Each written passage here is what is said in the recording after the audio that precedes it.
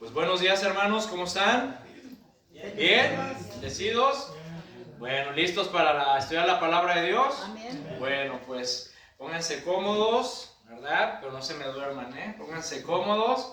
Y bueno, vamos a tener un mensaje hermoso, breve. No es cierto, eso no se lo creen.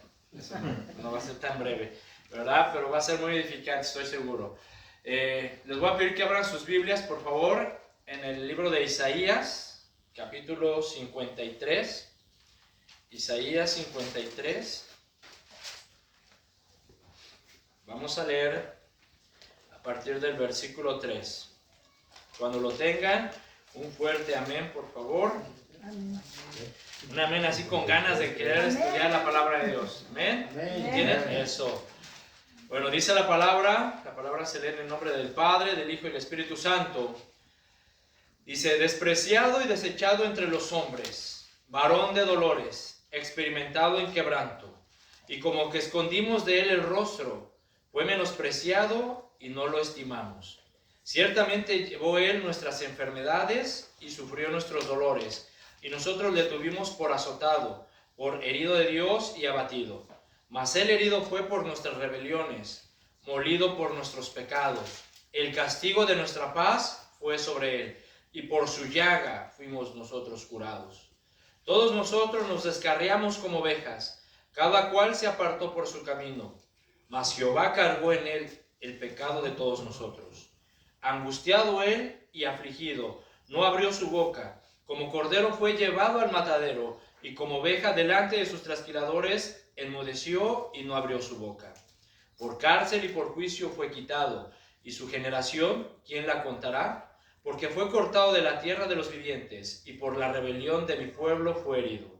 Y se dispuso con los impíos su sepultura, mas con los ricos fue en su muerte, aunque nunca hizo maldad, ni hubo engaño en su boca. Con todo eso, Jehová quiso quebrantarlo, sujetándole a padecimiento. Cuando haya puesto su vida en expiación por el pecado, verá linaje, vivirá por largos días, y la voluntad de Jehová será en su mano prosperada. Y verá el fruto de la aflicción de su alma, y quedará satisfecho. Por su conocimiento justificará mi siervo justo a muchos, y llevará las iniquidades de ellos. Por tanto, yo le daré parte con los grandes, y con los fuertes repartirá despojos, por cuanto derramó su vida hasta la muerte, y fue contado con los pecadores, habiendo él llevado el pecado de muchos, y orado por los transgresores. Señor, te damos gracias por este tiempo, Padre, que tú nos das. Agradecemos con todo nuestro corazón, Señor, la oportunidad que nos das de escuchar tu palabra. Te rogamos, Señor, que tu Espíritu Santo que está entre nosotros, morando en nosotros, Señor, ilumine nuestro entendimiento, Padre, y nos dé la gracia para poder explicar esta palabra, Señor. Te lo pedimos con todo nuestro corazón, en el nombre de Jesús. Amén. Bien, hermanos, pues, estas palabras que el profeta Isaías escribió, las escribió de 700 a 750 años antes de que el hombre por el cual él está escribiendo, ¿sí?, viniera al mundo y realizara esta obra.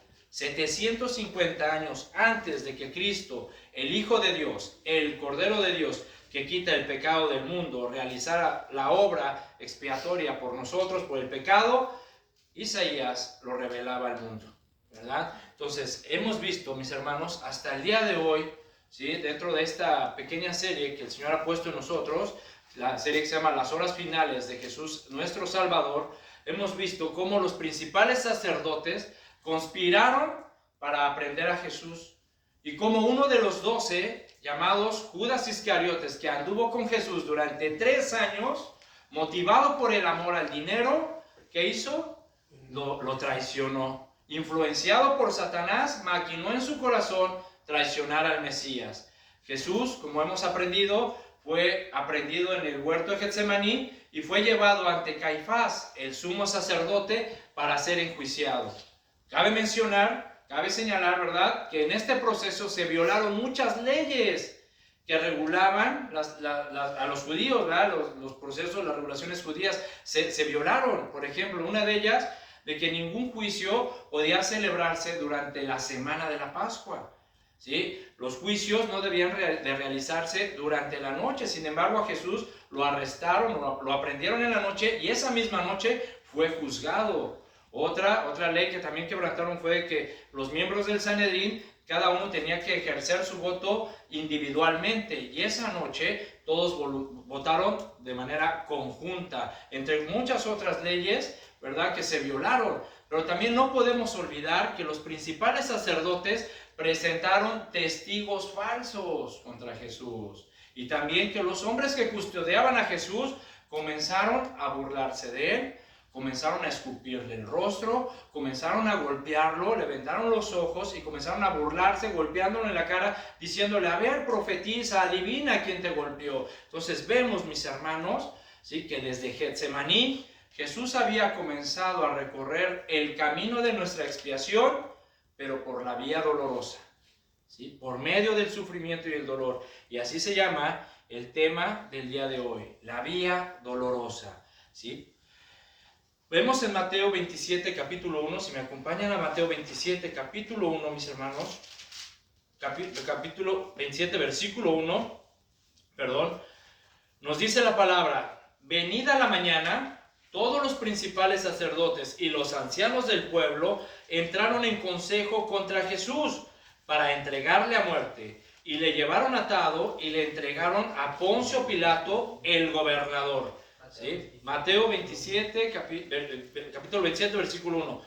Vean, mis hermanos, aquí vemos que los principales sacerdotes, los ancianos, los fariseos, ¿verdad?, los líderes religiosos tomaron consejo, se juntaron, comenzaron a platicar, comenzaron a sacar sus ideas, sus conclusiones, sus planes, y llevaron a Jesús atado, decidieron llevar atado a Jesús frente a Poncio Pilato, el gobernador. Aquí también nos deja ver una cosa. Jesús pasó toda la noche en la casa de Caifás, tal vez encerrado en algún calabozo, tal vez atado a algún poste o a algún pilar de la casa, tal vez en un rincón tirado, vigilado por los guardias. Yo quiero, mis hermanos, que así como el mensaje pasado, vayas tú viendo en tu mente, ¿sí?, dibujando esta pintura de Jesús en tu mente, e imagínate a Jesús golpeado, tal vez todavía con la venda en los ojos, ¿verdad? Golpeado, pero golpeado en serio, ¿eh? O sea, no crean que fueron golpecitos, golpeado con odio, con rencor, ¿sí?, golpeado en el rostro, en el cuerpo, tal vez atado, tal vez en una celda, tal vez en un rincón tirado, vigilado por los guardias, no sabemos, pero Jesús estaba atado, sediento tal vez, ¿sí? Entonces imagínate a Jesús así, más aparte, añádele la fuerte presión y la agonía que había experimentado en el huerto de Getsemaní, en donde sudó gotas de sangre. Y también no olvidemos que sus discípulos, aquellos hombres que le prometieron a Jesús estar con él hasta el último momento, aunque les fuera la vida, lo habían abandonado, lo dejaron solo, y Pedro, que lo siguió de lejos, lo negó 3 veces. Entonces imagínate, mi hermano, ¿sí?, los sentimientos, lo que estaba pasando, lo que estaba experimentando Jesús en ese momento, ¿sí? O sea, debemos entender todos estos detalles, debemos de tomarlos en cuenta porque son muy significativos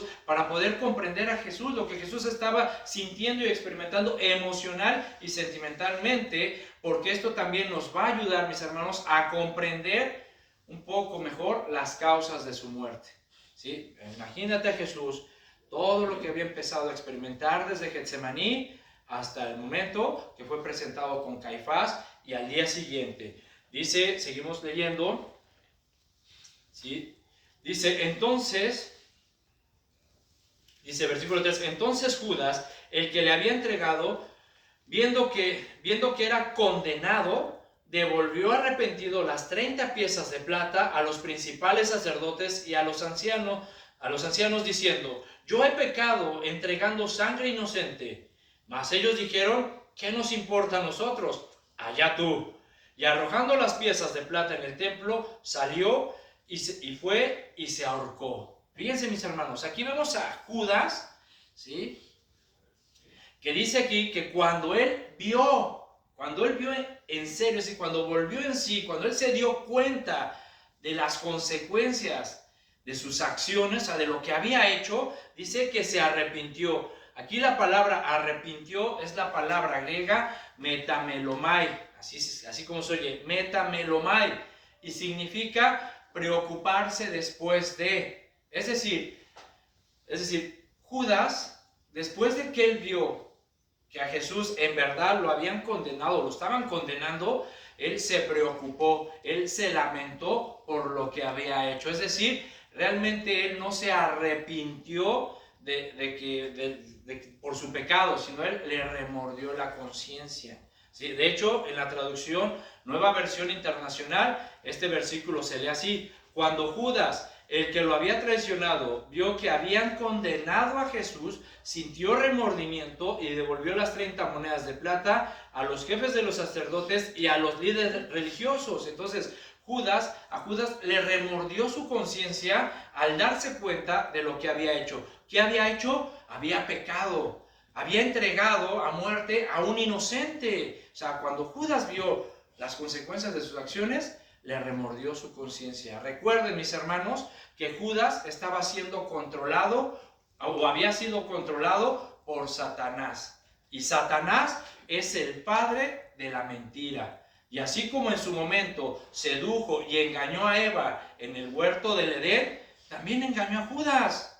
¿Sí? O sea, puso en su corazón el traicionar a Jesús. Y tal vez le dijo así, ¿verdad? O sea, le empezó a susurrar: no te preocupes por Jesús, Él es el Hijo de Dios, ¿no? No dice que Él es el Hijo de Dios, de seguro se va a liberar, se librará de todo esto como lo ha hecho antes, porque recuerden que en los evangelios nos narra que Jesús en varias ocasiones estuvo en peligro de que la gente lo aprendiera, lo lastimaran, lo golpearan. De hecho, en una ocasión dice que estuvieron a punto de aventarlo por un barranco, pero Jesús se libraba de todos ellos, sabía librarse de todos ellos. Posiblemente Satanás comenzó a susurrarle en el oído: no te preocupes, si Él es el Hijo de Dios, Él se va a liberar como lo ha hecho antes. Pues no es el Hijo de Dios, o sea, Él sabrá librarse de estas personas. Y mientras tú puedes obtener tu ganancia, puedes obtener tu dinero, puedes sacarle provecho a esta situación, Judas, ¿no? Entonces, fíjense, mis hermanos, y aprendamos algo. Cuando alguien es seducido por el pecado, cuando alguien es engañado y controlado por el mal, y da a luz en su vida el pecado, ¿sí? Cuando se da cuenta, cuando vuelve en sí y se da cuenta de sus acciones, de sus pecados, mis hermanos, muchas veces puede ser demasiado tarde. ¿Sí? Puedes pecar, puedes ser seducido, la tentación, esa voz que te susurra al oído: hazlo, no te preocupes, no pasa nada, tú te lo mereces, etcétera, etcétera. Todas esas cosas que a veces uno escucha en el oído cuando uno da a luz el pecado y cuando uno vuelve en sí, porque el pecado te va a cegar, ¿sí? El pecado te cega, ¿sí? No te importa nada, simplemente haces lo que quieres hacer. ¿Sí? Y cuando tú vuelves en sí y te das cuenta de lo que hiciste, muchas veces es demasiado tarde. Es demasiado tarde. ¿Sí? Y si no te arrepientes sinceramente delante de Dios, como Pedro, que lloró amargamente porque le dolió, a Pedro le dolió en su corazón haber negado a Cristo. Si una persona no se arrepiente y confiesa su pecado, mis hermanos, las consecuencias del pecado pueden ser fatales. En este caso, Judas, ¿qué hizo? Se suicidó. Se suicidó a consecuencia de su pecado, por no arrepentirse, por simplemente remorderle la conciencia. Tanto fue su remordimiento que no encontró otra salida más que el suicidio. ¿Sí? Y así muchas personas cuando pecan no encuentran otra salida más que tirarse a las drogas, al alcohol, abandonar todo, tirar todo y perderse. ¿Sí? Entonces, cuando se dan cuenta de sus acciones, mis hermanos, muchas veces puede ser demasiado tarde. Entonces, seguimos. Por eso es importante, ¿sí? Mantener la relación con Cristo, cuidar tu intimidad con Dios, y todos los días, mi hermano, vístete de la armadura de Dios, para que guardes tu mente, protejas tu corazón, tengas el escudo de la fe y la espada que es la palabra y te sepas defender. ¿Amén? Amén. Bueno, vamos a continuar. Mateo 27, versículo 11. Entonces, Jesús es atado y llevado ante el gobernador Poncio Pilato. Y dice el versículo 11: Jesús pues estaba en pie delante del gobernador, y éste le preguntó diciendo: ¿eres tú el rey de los judíos? Jesús le dijo: tú lo dices. Y siendo acusado por los principales sacerdotes y por los ancianos, que dice, nada respondió. Pilato entonces le dijo, ¿no oyes cuántas cosas testifican contra ti? Pero Jesús no le respondió ni una palabra, de tal manera que el gobernador se maravillaba mucho. Aquí esta palabra, ¿sí?, maravillaba, no significa de que Pilato, que el gobernador estaba admirado por Jesús, por la actitud, no así, wow, qué hombre, qué fortaleza, qué estoicos, se mantiene firme, no dice nada, wow, ¿quién es este hombre? No, o sea, la palabra maravillada o maravillaba lo que da a entender es de que el gobernador, de que Poncio Pilato estaba extrañado, ¿sí? Es decir, estaba extrañado de que Jesús no dijera nada, ¿sí? O sea, cuando alguien es acusado y es llevado a la corte, ¿verdad? Y más si eres inocente y te están acusando y te llevan a la corte, ¿tú qué haces? O cualquiera, ¿qué haría? Se defiende, ¿verdad? Presenta sus argumentos, sus pruebas para demostrar su inocencia, ¿verdad? Todos nos vamos a defender. Si nos llevan a la corte, es lógico que te defiendas. Pero Jesús no dijo ni una sola palabra. Y de eso estaba extrañado. O sea, Pilato decía, oye, ¿qué le pasa? O sea, ¿por qué no dices nada? ¿Por qué no te defiendes? Escucha de cuántas cosas te están acusando y no dices nada. O sea, esto no es normal, no es lógico. O sea, porque cualquiera tendría que defenderse, y más si tú dices que eres el Hijo de Dios y que eres inocente. Entonces, Pilato estaba extrañado, estaba sorprendido porque Jesús no se defendía. Vemos que Jesús compareció ante Pilato en 2 ocasiones. Los 4 evangelios registran esos datos. Pero en el Evangelio de Lucas, en el capítulo 23, nos da a conocer o nos dice que Pilato, dice, no encontró nada digno de muerte para poder condenar a Jesús y lo envió con el rey Herodes. ¿Sí? Ahora, Herodes, ¿sí?, es decir, que Pilatos dice, no encuentro nada digno de muerte para poder condenar a este hombre. Y como supo que era Galileo, dice, pues le corresponde a Herodes, entonces llévenlo con Herodes. Y ahí llevan otra vez a los principales sacerdotes, llevan atado a Jesús ante el rey Herodes. Herodes había escuchado hablar de Jesús, ¿sí? Había escuchado, conocía su fama, había escuchado hablar de los milagros que Jesús había hecho y tenía muchas ganas de conocerlo.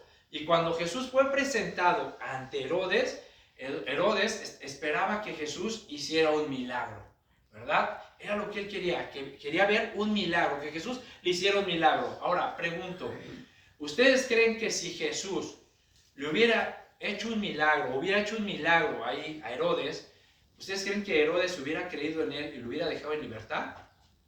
¿Verdad? Por supuesto que no. O sea, Herodes no hubiera creído en Jesús aunque hubiera hecho un milagro. ¿Por qué? Porque la fe, mis hermanos, no es por medio de milagros o de obras.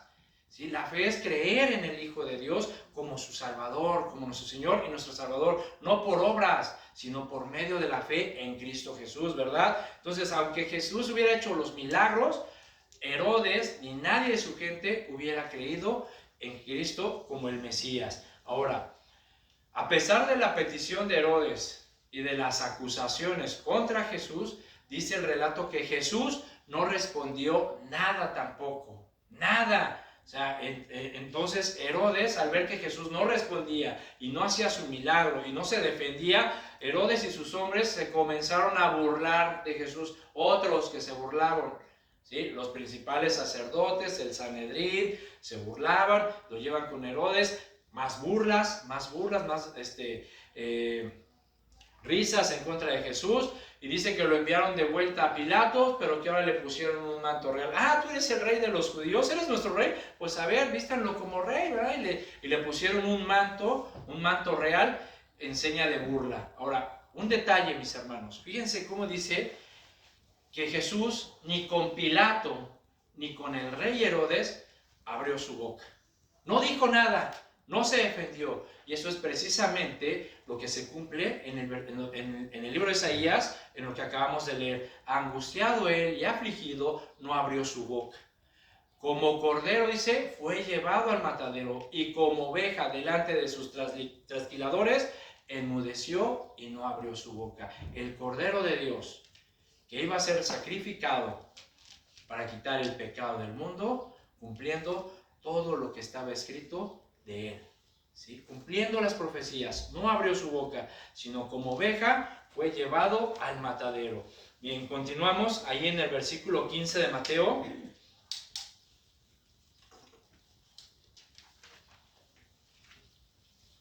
Dice, ahora bien, en el día de la fiesta acostumbraba el gobernador soltar al pueblo un preso, el que quisiesen. Y tenían entonces un preso famoso llamado Barrabás. Reunidos pues ellos, les dijo Pilato, ¿a quién queréis que os suelte? ¿A Barrabás o a Jesús llamado el Cristo?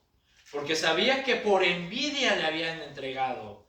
Y estando él sentado en el tribunal, su mujer le mandó decir, no tengas nada que ver con ese justo, porque hoy he padecido mucho en sueños por causa de él. Pero los principales sacerdotes y los ancianos persuadieron a la multitud que pidiese a Barrabás y que Jesús fuese muerto. Y respondió el gobernador y les dijo, ¿a cuál de los dos queréis que os suelte? Y ellos dijeron, a Barrabás. Pilato les dijo, ¿qué pues haré de Jesús, llamado el Cristo? Todos le dijeron, sea crucificado. Y el gobernador les dijo, pues qué mal ha hecho. Pero ellos gritaban aún más diciendo, sea sacrificado.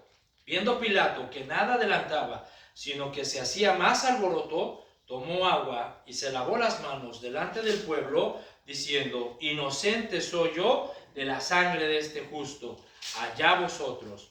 Fíjense, mis hermanos, vemos que Jesús regresa con el gobernador. Y en ese tiempo, el gobernador tenía la costumbre de soltar a un preso. Esto Pilato lo hacía simplemente para tratar de demostrar que era misericordioso, ¿verdad? Que era piadoso. Entonces, en cada año, en esas fiestas, él tenía la costumbre de soltarles a un preso. Y en esa ocasión dice que estaba por un lado Jesús, el Cristo, el Mesías, inocente y justo. Y del otro lado, Barrabás. Ahora, ¿quién era Barrabás? Aquí las escrituras nos dicen que era un preso famoso. O sea, era un delincuente de los más buscados, era peligroso. Sí, era un delincuente, o sea, realmente famoso entre el pueblo, entre la región, era uno de los más buscados. En Lucas 23:19 se nos dice que Barrabás era un delincuente que había sido echado en la cárcel por sedición, es decir, por rebelión. O sea, pues Barrabás era una persona que se había rebelado contra la autoridad y contra las leyes romanas. Y también fue acusado de homicidio, es decir, en pocas palabras, Barrabás era considerado un terrorista. Así de fácil. Era un terrorista bien hecho, un hombre lleno de maldad, de pecado. Y vemos que en el versículo 17, el gobernador hace la propuesta y dice, a ver, ¿a quién quiere que os suelte? ¿A Barrabás o a Jesús? ¿Sí? Vean nada más, mis hermanos. ¿A quién quieren que lo suelte? ¿A Barrabás o a Jesús? Posiblemente, tal vez, Pilato, el gobernador, habría pensado o daría por sentado que Jesús sería favorecido, ya que él sabía que lo habían entregado por envidia. Fíjense, más hermanos, se vayan viendo hasta dónde te lleva la envidia, hasta dónde te lleva el coraje, el odio contra alguien, a entregar a un inocente, ¿sí? Y a desear su muerte. Si dice, o sea, Pilatos de alguna manera sabía que lo habían entregado por envidia y él ha de haber dicho, yo creo que van a escoger a Jesús, ¿verdad? Porque Jesús es inocente, él no ha hecho nada, ¿sí? Y el otro es un criminal bien hecho, sabiendo que si escogen a Barrabás, Barrabás va a seguir haciendo de las suyas y va a causar problemas a la sociedad, porque al rato, al hacer sus actos terroristas, pues el ejército romano estaría pues implementando la ley ahí en el pueblo, en los judíos. Entonces se nos dice que el gobernador hace la propuesta y que los principales sacerdotes comenzaron ¿a qué? A persuadir, a convencer al pueblo para que eligieran a Barrabás. Pregunta, ¿cómo los convencieron? ¿Cómo convencieron a la gente? O sea, los principales sacerdotes, ¿cómo convencieron a toda esa gente, escúchame, que unos días antes habían alabado con gran gozo, con alegría en su corazón, estaban alabando a Dios, diciendo, bendito sea el Rey que viene en el nombre del Señor. Cuando Jesús entró por Jerusalén, triunfante, montado en un pollino, y la gente estaba alabando con gozo, diciendo, oh, bendito sea el Rey que viene en el nombre del Señor. Y cuando Jesús iba pasando, cortaron palmas y ramas de los árboles y las ponían en su camino. O sea, estaban alabando a Jesús y lo estaban reconociendo como un hombre de Dios, como el Rey, ¿sí? Y días después estaban gritando, crucifícale, crucifícale, crucifícale. ¿Cómo fueron convencidos? ¿Cómo fueron persuadidos todas estas personas por los principales sacerdotes? Bueno, hay que entender quiénes estaban acusando a Jesús. ¿Quiénes estaban acusando a Jesús? Los principales sacerdotes. Ellos tenían influencia, poder y autoridad, hermanos. No se nos olvide, influencia, poder y autoridad. Y algunos historiadores afirman que estos hombres, los principales sacerdotes, controlaban el tráfico de animales para el sacrificio. Fíjate nada más, tenían el negocio redondo ellos. Es decir, ¿verdad? Cuando la gente iba en esas fechas a hacer el sacrificio, llevaban sus animalitos para ser sacrificados, ¿sí? Ellos decían, a ver, ¿qué animalito traes? No, ese no, mira, tiene defecto, tiene esto. Pero no te preocupes, aquí te vendemos uno. Este ya está revisado, es más, hasta su agua bendita ya le echamos, no te preocupes, ya está listo para el sacrificio. Ándale, ve. Aquí pueden adquirir, no es necesario que traigan sus animalitos, aquí pueden adquirir el animal para el sacrificio. O sea, tenían un negocio redondo, los principales sacerdotes.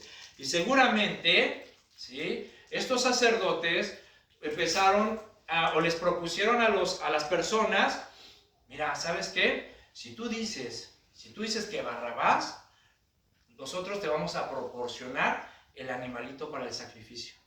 No se preocupen. O sea, ustedes digan que Barrabás, y en esta ocasión nosotros les proporcionamos el animalito. No van a tener que gastar su dinero, ni van a tener que perder un animalito de sus rebaños. Nosotros se los damos con mucho gusto, pero digan Barrabás, escojan a Barrabás. Es como ahora, mis hermanos, ¿cuántos políticos no llevan a tanta gente acarreada y les ofrecen una torta y un refresco con tal de que apoyen sus acciones, ¿verdad? Con tal de que apoyen en sus eventos, ¿sí? Hay muchos políticos que incluso ofrecen despensas y dineros por su voto, ¿sí? O sea, los persuaden, los convencen, mira, les vamos a dar despensa, te vamos a dar un dinerito, pero ven, acompáñanos, vota por nosotros, vota por este partido, di esto, apoya la causa, ¿sí? ¿Dónde será eso? ¿Quién sabe? A mí me han contado, que hay algunos países donde esto se hace, yo no sé en dónde, ¿verdad? Pero bueno, hay políticos que así practican. Pues era lo mismo, ¿sí? Estos principales sacerdotes, al tener poder, autoridad, influencia y al controlar el negocio, pues seguramente les han de haber propuesto a las personas, ¿verdad? No te preocupes, nosotros te regalamos el animalito, te vamos a perdonar las ofrendas, o no sé, algo les propusieron. El punto es de que estas personas que unos días antes estaban gritando con gozo, Hosana al Rey que viene en el nombre del Señor, ese día estaban prostituyendo su fe y sus convicciones por simplemente algo que les habían prometido.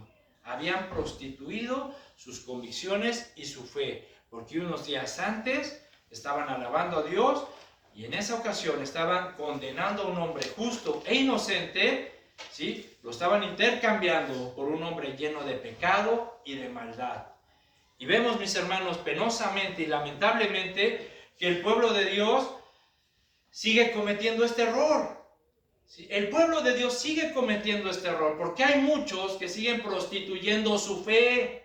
Hay muchos que siguen prostituyendo sus ministerios, hay muchos que siguen prostituyendo sus convicciones cristianas por algo que les ofrece el mundo, ¿sí? Esas personas se ven en la misma situación. Por un lado está Jesús, está tu integridad, está tu honestidad, está tu santidad como hijo de Dios, y por el otro lado está Barrabás, lo que el mundo te ofrece, los placeres, el éxito, el placer, los deleites, el dinero, todo lo que tanto desea el hombre y el mundo.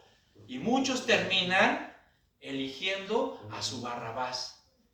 Muchos terminan eligiendo a su Barrabás, prostituyendo su fe, prostituyendo sus convicciones, simplemente porque alguien los persuade y les dice, mira, Gutierritos, he pensado en ti para el nuevo puesto, ¿sí? ¿Quieres ganar más dinero? ¿Quieres que te doble el sueldo? Mira, yo te ofrezco eso, pero ¿sabes qué? Necesito tu apoyo. Necesito que tú mientas, que tú llenes estos registros, que tú firmes estos papeles, sabiendo tú, como cristiano, ¿sí? Que todo eso que te están pidiendo va en contra de Dios.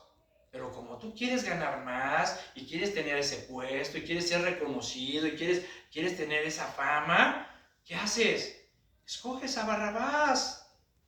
¿Sí? Prostituyes tus convicciones cristianas, prostituyes tu fe por algo del mundo y sigues escogiendo a Barrabás. Muchos ministros también están en lo mismo.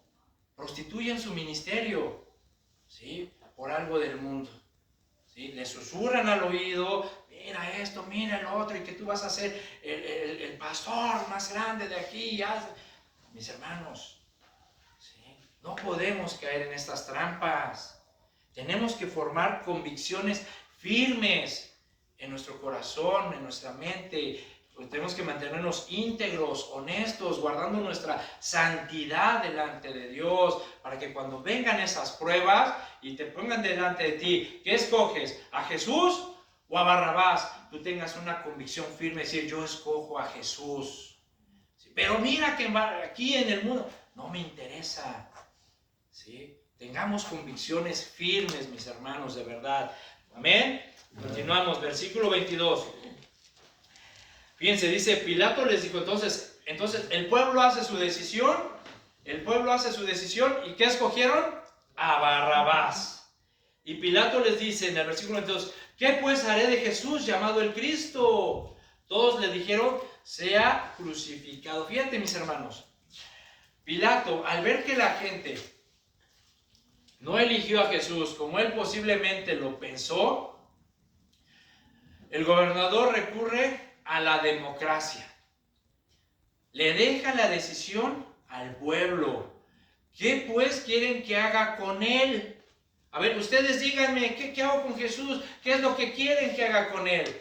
Crucifícale. ¿Sí? Versículo 23. Y el gobernador les dijo, pues qué mal ha hecho. Pero ellos gritaban aún más diciendo, sea sacrificado. Vean cómo Pilato, mis hermanos, ¿sí? O sea, no había encontrado motivo, una causa que justificara condenar a muerte a Jesús.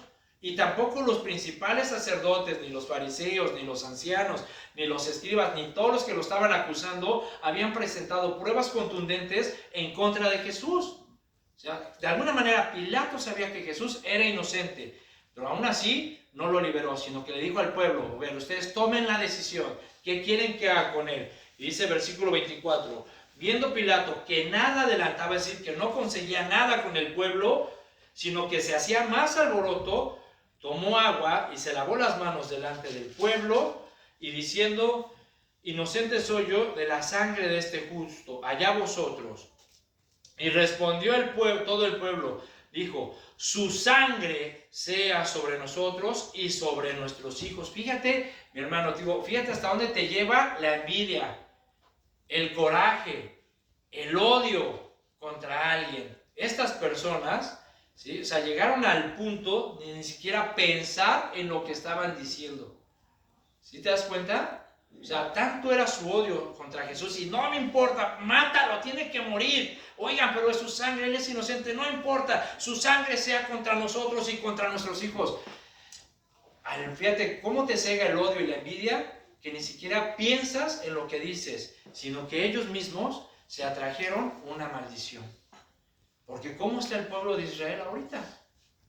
O sea, cómo todo lo que ha sufrido a lo largo de la historia el pueblo de Israel, después de la muerte de Jesús. Por ejemplo, un ejemplo muy claro es la Segunda Guerra Mundial. ¿Cuántos judíos fueron muertos en la Segunda Guerra Mundial? Muchas naciones han querido destruir a Israel y los han atacado y los han hecho sufrir a lo largo de la historia, a lo largo del tiempo. ¿Por qué? Porque ellos mismos se trajeron así una maldición. Entonces dice, versículo 26, entonces dice, le soltó a Barrabás y habiendo azotado a Jesús, le entregó para ser crucificado. Mis hermanos, no podemos dejar a un lado lo siguiente. Fíjense, antes de entrar un poquito más de lleno al sufrimiento de Cristo. Fíjense, Pilato, el gobernador, estaba convencido de que Jesús era inocente. De hecho, hizo algunos intentos, algunos esfuerzos por soltarlo, ¿no? Así como diciendo, a ver, ¿a quién escogen? Oiga, pero qué mal ha hecho. Pues yo no encuentro ningún mal en él, ninguna causa que sea digna para condenarlo a muerte. Incluso la esposa del mismo gobernador fue advertida por Dios a través de un sueño y le mandó a decir a su esposo, no te metas con este justo. O sea, no le hagas nada. No tengas nada que ver con este hombre que es justo. Sin embargo, el gobernador no tuvo el valor de usar su autoridad para soltar a Jesús, porque él tenía la autoridad. De hecho, Pilato se lo dijo, o sea, ¿qué no ves que yo tengo la autoridad para condenarte o para dejarte libre? O sea, si él tenía la autoridad, entonces ¿por qué no lo aplicó? ¿Por qué no la usó si él sabía que Jesús era justo? ¿Sí? ¿Por qué no la aplicó? ¿Por qué no lo dejó ir? ¿Por qué no le dijo, a ver, lo vamos a encerrar y ya lo voy a tener encerrado unos días y ya por ahí después, ¿sabes qué, Jesús? Vete por otro lado, no regreses aquí, ya es libre. ¿Por qué? ¿No? ¿Por qué lo habrá hecho de esta manera? ¿Sí? ¿Por qué? Porque el pueblo estaba alborotado. ¿Sí? Porque él dijo, no, o sea, si ahorita voy en contra del pueblo, ahorita se va a armar una ay, no quiero tener estos problemas, ¿verdad? Tengo que mandar a los soldados a hacer, no quiero tener estos problemas. ¿Sí? Vamos a darle al pueblo lo que quiere. ¿Sí? Tal vez también lo hizo para no sentirse culpable en su conciencia, al punto que vemos que se lavó las manos para excluirse de toda culpa. Pero si lo pensamos bien, mis hermanos, esta táctica que usó el gobernador son propias de las personas que tratan de agradar más a los hombres que a Dios. ¿Sí? Son tácticas que utilizan los hombres para agradar más a los hombres. ¿Sí me explicó? Es decir, híjole, a ver, por eso Pilato dijo, a ver, ¿qué quieren que haga? ¿Qué quieren que hagamos con él? ¿Ustedes qué quieren? O sea, yo sé que es inocente y tengo la autoridad, pero como están alborotados y como ahorita si yo lo suelto, o sea, ahorita se va a armar una revolución aquí, un escándalo, se van a levantar, va a haber desmanes aquí en la ciudad y no quiero pasar por eso. O sea, a ver qué quieren. Y así hay muchos, mis hermanos. Muchos hombres utilizan estas tácticas o estas artimañas para agradar más a los hombres que a Dios. De hecho, fíjense cómo gobiernan, cómo están gobernando ahorita las naciones. O sea, las naciones le están dando al pueblo lo que ellos quieren.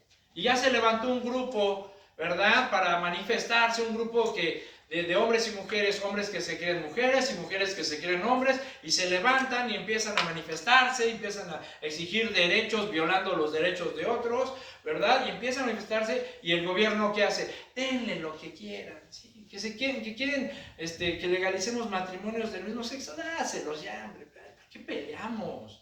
O sea, ya el pueblo hay que tenerlo contento, hay que darle lo que quiere, y ya se levanta otro grupo, y otro grupo, y otro grupo, y se manifiestan y todo eso, y el gobierno sigue, ¿sí? Simplemente promulgando leyes para que la gente se sienta contenta, y olvidándose de Dios. Pero también hay personas, mis hermanos, que así hacen, ¿sí? Que tratan de agradar a los hombres antes que a Dios, ¿sí? Y luego se justifican. Ay, no, pues es que esto. Ay, pues sí, pero es que el otro. Ay, pues ya te quieres lavar las manos porque no hiciste lo que Dios te manda. Tú sabes lo que Dios te manda hacer. Tú conoces tus responsabilidades como hijo de Dios. Conoces tus responsabilidades como cristiano. Pero de repente te gusta más agradar a los hombres. ¿Por qué? Porque no quieres ser señalado, no quieres que se burlen de ti, quieres entrar en el grupito, quieres que te tomen en cuenta, ¿verdad? Y como te da miedo agradar a Dios, o sea, te da miedo que te persigan, que te señalen, que te juzguen, que te critiquen, ¿sí? Prefieres agradar al hombre antes que a Dios, ¿verdad? Y después te lavas las manos y dices, ay, pues es que si no lo hago, es que si no hago eso, pues me corren. Y si no hago esto, me desheredan. Y si no hago esto, pues mi mamá se va a enojar. Y si no hago esto, pues híjole, ¿verdad? No, tú decides. Tú decides, ¿agradas a los hombres o agradas a Dios, verdad? Entonces, versículo 27. Dice, entonces, dice que el gobernador mandó azotar a Jesús. Versículo 27. Entonces los soldados del gobernador llevaron a Jesús al pretorio y reunieron alrededor de él toda la compañía. Y desnudándole, le echaron encima un manto de escarlata y pusieron sobre su cabeza una corona tejida de espinas y una caña en su mano derecha. E hincando la rodilla delante de él, le escarnecían diciendo, «Salve, rey de los judíos». Y escupiéndole, tomaban la caña y le golpeaban en la cabeza. Después de haberle escarnecido, le quitaron el manto, le pusieron sus vestidos y le llevaron para crucificarle. Vean, mis hermanos, aquí cómo Jesús es llevado al pretorio. Aquí se nos dice que Jesús fue azotado. Y algunos de los datos que a continuación yo les voy a compartir, mis hermanos, forman parte de algunos estudios que realizaron un grupo de doctores, ¿sí?, que analizaron la muerte de Jesús, la analizaron desde el punto de vista médico, científico, ¿verdad? Y sacaron un diagnóstico forense de la muerte de Jesús. Se nos dice aquí que Jesús fue azotado. Este castigo romano era conocido como flagelación. Ahora, hay un detalle, y quiero que lo observes. Dice que cuando Jesús fue llevado, cuando los soldados del gobernador lo llevaron a Jesús al pretorio, dice que reunieron alrededor de él toda la compañía. O sea, es decir, llamaron a todos los soldados, a ver, reúnanse aquí, júntense alrededor. ¿Sí? ¿Por qué lo hicieron? De acuerdo a los historiadores, dicen que una vez al año los soldados romanos tenían una costumbre. Una vez al año les permitían tomar a un preso para divertirse con él. Fíjense nada más hasta dónde llegaban esos hombres. Los romanos eran expertos en el arte de la tortura, mis hermanos. Eran expertos. Y dice que tenían esta costumbre, que una vez al año se les permitía tomar un preso para que se divirtieran con él. De hecho, al preso le llamaban juguete para las tropas. ¿Sí? Y siempre que reunían a toda la tropa era para eso, para sacar un preso, para divertirse con él, pues lo golpeaban, lo humillaban, lo escupían, lo trataban mal, o sea, como muñeco de trapo, imagínate ahí, ¿verdad? Un muñeco de trapo, cómo lo zarandeaban, o sea, era un juguete. Bueno, dice aquí que Jesús fue llevado al pretorio y llamaron a la compañía, es decir, habían considerado y estaban tomando a Jesús como su juguete. Jesús lo habían tomado los romanos para jugar con él. Fíjense qué jueguito, ¿sí? A Jesús lo llevaron y lo comenzaron a flagelar. ¿Cómo consistió la flagelación de Jesús? Jesús fue puesto amarrado a un poste, ¿sí?, con las manos arriba, y lo desnudaron. En algunas películas todos hemos visto que de repente lo ponen a Jesús pues con un calzoncillo, ¿verdad? Y un taparrabos, algo así. Pero en realidad no, a Jesús lo desnudaron completamente y lo pusieron sobre el poste o la piedra esta, amarrado con las manos arriba, lo desnudaron, le quitaron la ropa y comenzaron a flagelarlo. El látigo se llamaba así precisamente flagellum, era un látigo que tenía un mango y no era muy largo, aproximadamente no más de 1 metro, en el cual salían varias correas de cuero y en las puntas de la correa le colocaban piezas de plomo o huesos. ¿Verdad? Huesos de animales que al momento de dar el latigazo, los huesos se incrustaban en la piel de la víctima y al momento de jalar el látigo, rasgaba toda la piel, causando heridas muy profundas y muy dolorosas. Entonces, imagínate a Jesús, mi hermano, ¿sí? Imagínate a nuestro Salvador, hambriento, sediento, golpeado, burlado, ¿ya? O sea, lo habían escupido en el rostro, lo habían golpeado sin piedad, sin misericordia, lo llevaron de aquí para allá, tal vez no le habían dado de comer, tal vez no le habían dado nada de tomar, y ahora lo llevan a un pretorio para que los romanos se divirtieran con él. Lo llevaron para desnudarlo, para colocarlo y comenzarlo a castigar sin piedad, sin misericordia. ¿Sí? Comenzaron los flagelazos, comenzaron a darle de latigazos fuertes, y el látigo, mis hermanos, ¿sí?, se incrustaba en el cuerpo de Jesús, en la espalda, en las piernas, en los brazos. Algunos dicen que fueron 39 latigazos, porque esa era la ley judía, pero los evangelios no registran el número, simplemente dicen que fue azotado. Posiblemente fueron más, posiblemente fueron menos, no lo sabemos, pero lo que sí sabemos, mis hermanos, es que los golpes produjeron moretones grandes y profundas heridas que se fueron abriendo conforme fueron golpeándolo cada vez más y más y más y más. Su espalda, mis hermanos, desgarrada. Quiero que imagines esa escena de Jesús, un hombre justo e inocente, el Cordero de Dios que había comenzado a sufrir por los pecados de todos nosotros. ¿Sí? Un látigo que se incrustaba en su espalda y que al momento de jalarlo le rasgaba toda la piel, abriendo las heridas. ¿Sí? Y conforme más le pegaban, dicen los historiadores, que incluso cuando una persona flagelada, ¿sí?, se dejaba ver el músculo, los tendones y en algunas ocasiones hasta los huesos se dejaban ver. Imagínate, mis hermanos, Jesús llegó a ser un tejido sangrante y desgarrado. O sea, su piel le colgaba, ¿sí?, coágulos de sangre. O sea, fue algo realmente, mis hermanos, mortal. O sea, realmente no hay cómo imaginarte esa escena. O sea, yo no sé si tú puedas imaginarte la escena, pero en serio, o sea, es muy difícil, mis hermanos, describir e imaginarse el cuerpo de Jesús en la flagelación.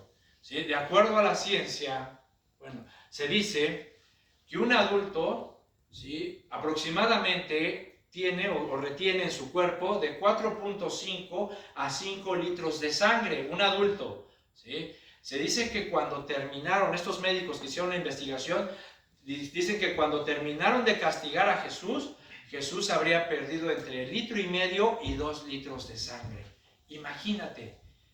2 litros de sangre de un hombre inocente, su espalda herida, desgarrada, heridas abiertas, brazos, piernas, cara. ¿Sí? Mis hermanos, en verdad, esto es para que hagamos conciencia de todo lo que costó nuestra salvación. ¿Sí? Dice el versículo 29. Dice, y pusieron sobre su cabeza una corona tejida de espinas y una caña en su mano derecha, e hincando la rodilla delante de él, le escarnecían diciendo, salve, rey de los judíos. Y escupiéndole, tomaban la caña y le golpeaban en la cabeza. Después de haberle escarnecido, le quitaron el manto, le pusieron sus vestidos y le llevaron para crucificarle. O sea, no solamente a los romanos les bastó con flagelarlo. No, todavía lo sentaron, le pusieron una corona de espinas, le pusieron una caña en su mano derecha como simbolizando un cetro y comenzaron a burlarse de él. Oh, salve, rey de los judíos, y lo escupían y lo golpeaban. Dicen que tomaron la caña y le pegaban en la cabeza, posiblemente en la corona. ¿Sí? Posiblemente en la corona, haciendo que las espinas se incrustaran todavía más. De hecho, dicen estos médicos que si los golpes fueron en la corona de espinas, las espinas pudieron haber penetrado el cráneo. Imagínate, un golpe, o sea, no eran golpecitos, es como cuando tú le pegas a la piñata, no, eran golpes, mis hermanos, fuertes, con odio, ¿sí? Y las espinas penetraron el cráneo de Jesús, provocándole dolores intensos. O sea, tú y yo nos hubiéramos muerto al tercer flagelazo, yo creo, ¿sí? Pero Jesús resistiendo y soportando el castigo de todos nosotros, ¿sí? Entonces, mis hermanos, dice la Biblia, en el versículo 27, perdón, en el versículo 32, que Jesús fue llevado para ser crucificado. Dice, cuando salían, hallaron a un hombre de Cirene que se llamaba Simón. A este obligaron a que llevase la cruz. Y cuando llegaron a un lugar llamado Gólgota, que significa lugar de la calavera, le dieron a beber vinagre mezclado con hiel, pero después de haberlo probado, no quiso beberlo. el vinagre mezclado con hiel era una sustancia que servía como para anestesiar, para mitigar el dolor, para que no sintiera tanto dolor. Y Jesús, al probar eso, lo rechazó. ¿Por qué? Porque tenía que resistir el dolor, tenía que padecer. Recuerden, era por la vía dolorosa que el Hijo de Dios, el Cordero de Dios, tenía que morir. Dice el versículo 35, cuando lo hubieron crucificado, repartieron entre sí sus vestidos, echando suertes, para que se cumpliese lo dicho por el profeta. Partieron entre sí mis vestidos y sobre mi ropa echaron suertes. Y sentados le guardaban allí y pusieron sobre su cabeza su causa escrita. Este es Jesús, el Rey de los judíos. Mis hermanos,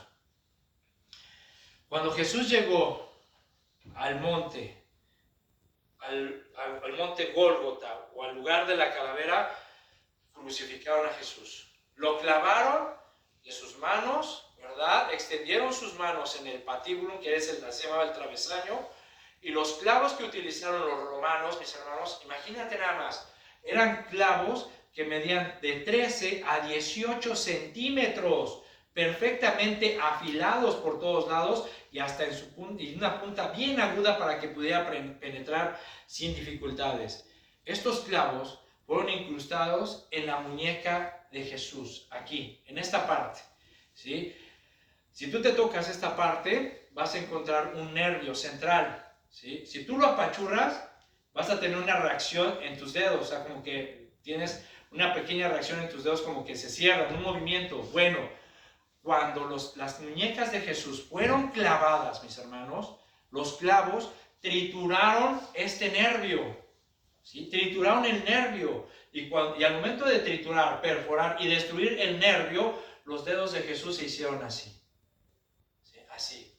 O sea, haz de cuenta, Jesús estaba, y al momento de destruirle sus nervios de la muñeca, Jesús quedó así con sus dedos, ¿sí? Si simplemente tú te tocas y te haces así, haces una reacción, imagínate que te clavaron, metieron un clavo de 18 centímetros afilado y que destruía tu nervio, totalmente quedarías así. Ahora, estos clavos, mis hermanos, al romper el tendón, Jesús, ¿sí?, al tener sus muñecas clavadas, dicen los médicos que el dolor era extenuante, o sea, era un dolor muy, muy fuerte que se esparcía por todo su brazo y estallaba en la cabeza. O sea, imagínate, mi hermano, o sea, si a veces cuando tú te golpeas el codo, ¿te has golpeado el codo en esta parte de acá? ¿Y cómo te duele? ¡Ay! Y de vez así, ¡ay, mi cabeza! Hasta me dolió la cabeza, ¿verdad? Con un golpecito que a veces nos damos, hasta dices, ¡ay, hasta me dolió la cabeza! Ahora imagínate, Jesús, destruyéndole los nervios centrales de sus muñecas y produciéndole un dolor extenuante en su cabeza, más aparte los golpes que había recibido, las burlas.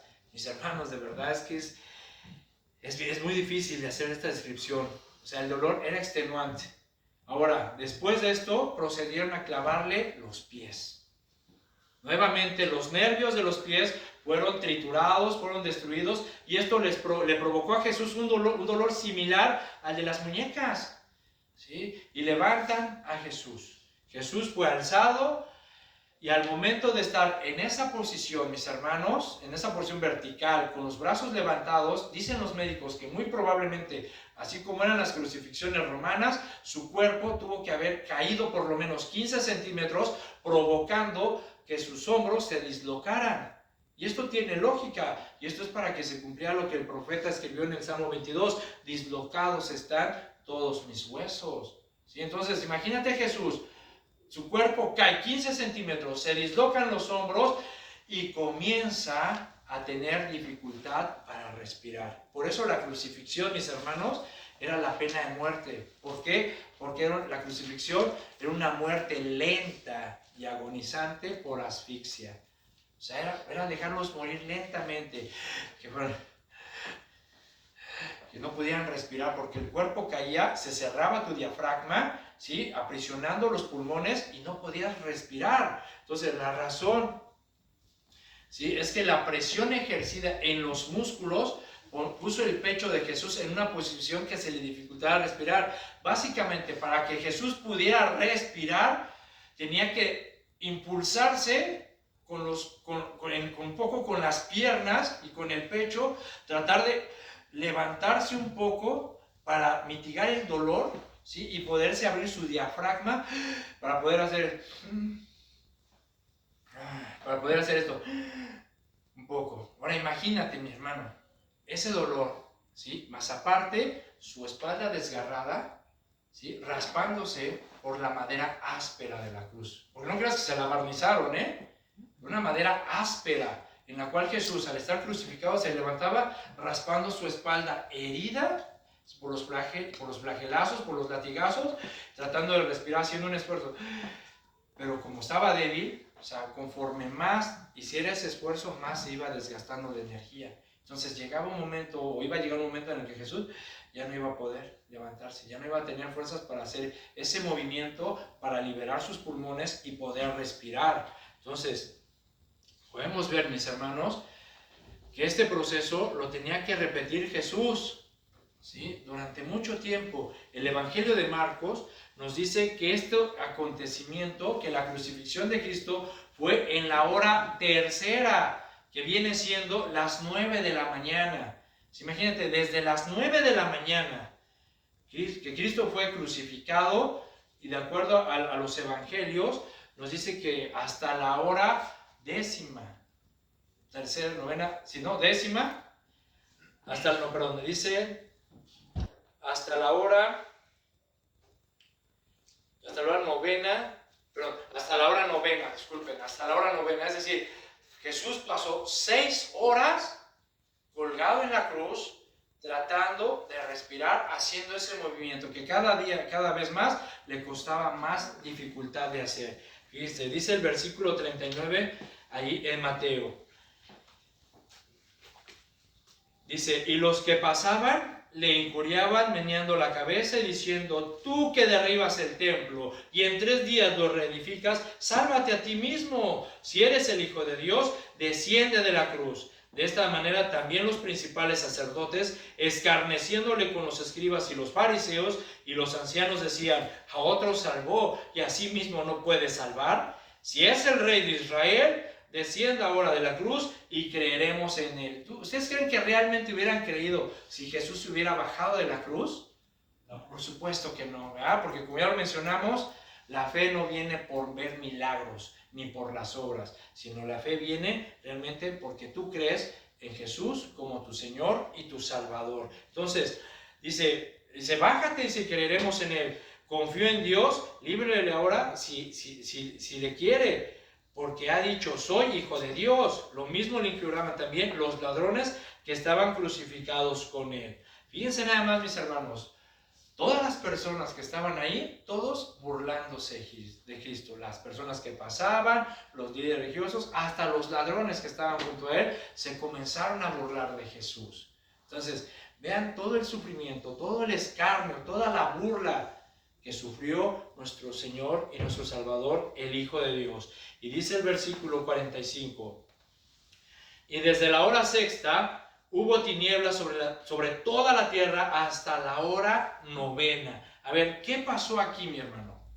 ¿Sí? Fíjate, esta parte, este versículo es muy interesante. Dice que desde la hora sexta hasta la hora novena hubo tinieblas, oscuridad, o sea, no se veía absolutamente nada.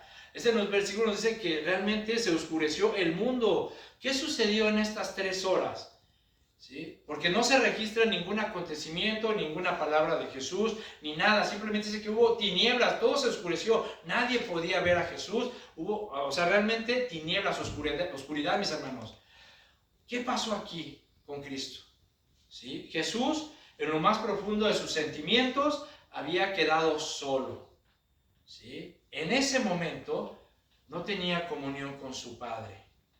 ¿Sí? Algo pasó entre el Padre y el Hijo en esas 3 horas, que fue en donde el Padre estaba cargando sobre él el pecado de todos nosotros. En ese momento, en esas 3 horas, yo estoy convencido que fue el momento, sucedió algo entre el Padre y el Hijo, que fue velado para todos los que estaban ahí, y era donde el Padre estaba colocando tus pecados y mis pecados sobre su Hijo. ¿Sí? Durante 3 horas, que duraron las tinieblas, no se registra ninguna palabra de Jesús. Fue hasta que volvió a ver luz que Jesús exclamó en el versículo 46, cerca de la hora novena, Jesús clamó a gran voz diciendo, Elí, Elí, lama sabactani, esto es, Dios mío, ¿por qué me has desamparado? En el Evangelio de Juan, vayamos al Evangelio de Juan, hermanos, en el capítulo 19, versículo 31, dice, entonces los judíos, por cuanto era la preparación de la Pascua, a fin de que los cuerpos no quedasen en la cruz en el día de reposo, se rogaron a Pilato que se le quebrasen las piernas y fuesen quitados de ahí. Vinieron pues los soldados y quebraron las piernas al primero y asimismo al otro que había sido crucificado con él. Mas cuando llegaron a Jesús, como le vieron ya muerto, no le quebraron las piernas. Pero uno de los soldados le abrió el costado con una lanza y al instante salió sangre y agua. El que lo vio da testimonio y su testimonio es verdadero. Y él sabe que dice verdad para que vosotros también creáis. Porque estas cosas sucedieron para que se cumpliese la escritura. No será quebrado hueso suyo. Y también otra escritura dice, mirarán al que traspasaron. Vean mis hermanos, aquí Juan nos narra un acontecimiento que a la luz de la ciencia es increíble. Se dice que Jesús, una vez que él expiró y entregó el Espíritu, Jesús fue traspasado en el costado por una lanza. Y dice que al momento de ser traspasado salió agua mezclada con sangre. Algunos médicos, o estos médicos que hicieron este estudio, han analizado la muerte de Jesús y afirman que una explicación pudiera ser que Jesús murió por una rotura cardíaca. O sea, esto provocado por los azotes, por el martirio y por la crucifixión. Es decir, que a Jesús, digamos que le explotó el corazón. ¿Sí? Se le rompió el pericardio, que es la parte, una médula que cubre el corazón. Se le rompió y esto provocó que se mezclara el agua con la sangre. Otra explicación, dicen estos médicos, que es de que la muerte de Jesús se aceleró simplemente por el intenso cansancio y la severidad de los azotes con la gran pérdida de sangre, entrando en un shock.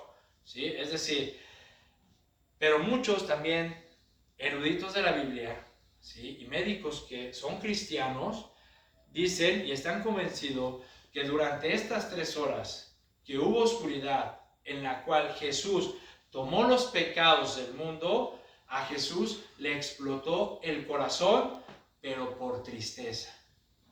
A Jesús, no, más allá del dolor de los latigazos, más allá del dolor de los clavos, ¿sí? A Jesús le explotó el corazón de tristeza porque fue cargado en él el pecado de todos los hombres.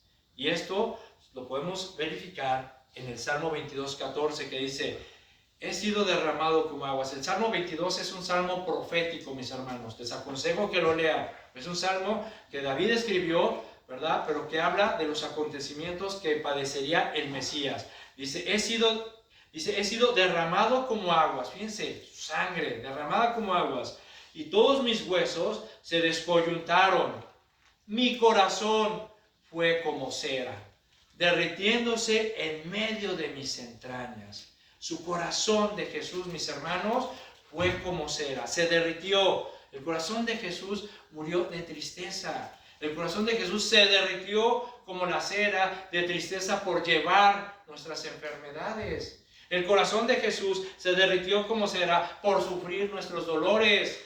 El corazón de Jesús se derritió como cera porque fue herido por nuestras rebeliones. El corazón de Jesús se derritió como cera porque fue molido por nuestros pecados. El corazón de Jesús se derritió como cera porque Él recibió el castigo de nuestra paz, hermanos. O sea, ¿cómo iba a morir no murió de los golpes, ni del desangramiento, ni por los clavos? Cristo murió porque recibió el castigo que tú y yo merecíamos.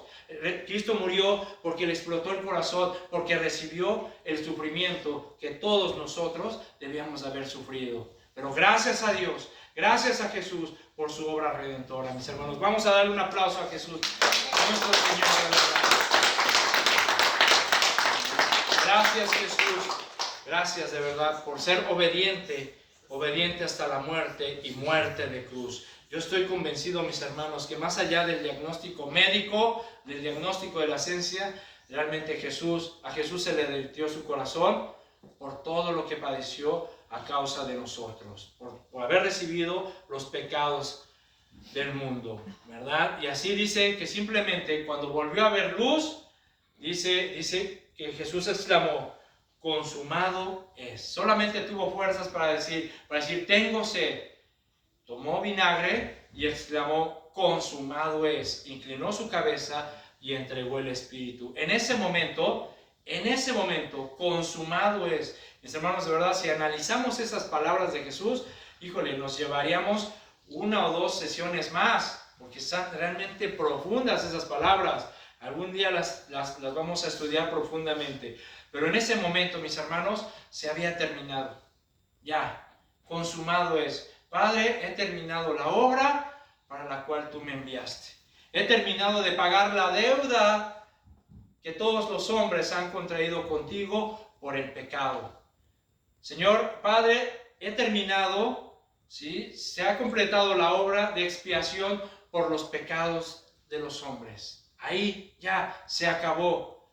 Jesús completó la expiación por todos nuestros pecados y así se cumplió todo lo que en él se había escrito en el Antiguo Testamento. El Cristo crucificado, el Hijo de Dios, el Cordero de Dios que quita el pecado del mundo, había muerto por cada uno de nosotros.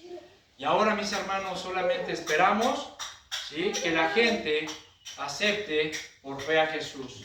El testimonio del Padre de Dios con la humanidad, porque de tal manera amó Dios al mundo que nos ha dado a su único Hijo, para que todo aquel que en él crea no se pierda, mas tenga vida eterna. Y nosotros, mis hermanos, los que hemos creído y aceptado a Jesús como nuestro Señor y Salvador, no podemos seguir igual. Tenemos que crecer, tenemos que seguir creciendo en el carácter de nuestro Salvador, manteniéndonos firmes, puestos los ojos en el autor y consumador de nuestra fe, que es Jesús, el Hijo de Dios. Amén. Amén. Vamos a darle gracias a Dios. Padre, gracias.